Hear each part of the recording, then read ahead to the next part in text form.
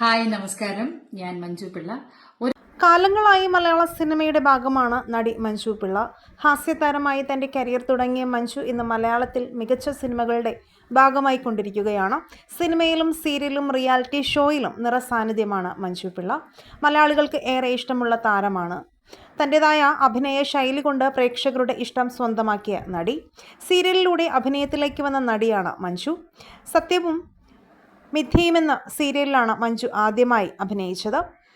പിന്നീട് സിനിമകളിലുമെത്തി. ഹോം സിനിമയിലെ കഥാപാത്രം മഞ്ജു പിള്ളയ്ക്ക് ഒരുപാട് അഭിനന്ദനങ്ങൾ നേടിക്കൊടുത്ത വേഷമായിരുന്നു. ഇപ്പോഴത്തെ താരം ഒരു ഇൻ്റർവ്യൂവിൽ പറഞ്ഞ കാര്യങ്ങളൊക്കെയാണ് വൈറലായിക്കൊണ്ടിരിക്കുന്നത്.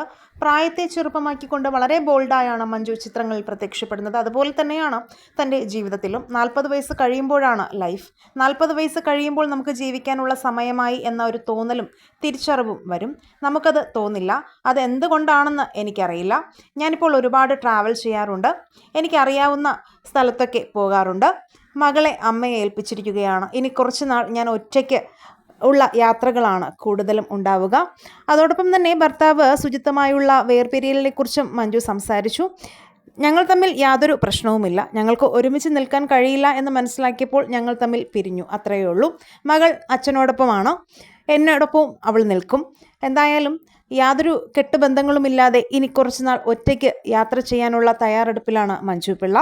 നിങ്ങൾക്ക് മഞ്ജു പിള്ളയെ ഇഷ്ടമാണെങ്കിൽ ഇഷ്ടപ്പെട്ട സിനിമ കമൻറ്റ് ചെയ്യുക, വീഡിയോ ലൈക്ക് ഷെയർ ചെയ്യാനും ചാനൽ സബ്സ്ക്രൈബ് ചെയ്തൊന്ന് സപ്പോർട്ട് ചെയ്യാനും മറക്കല്ലേ ഫ്രണ്ട്സ്.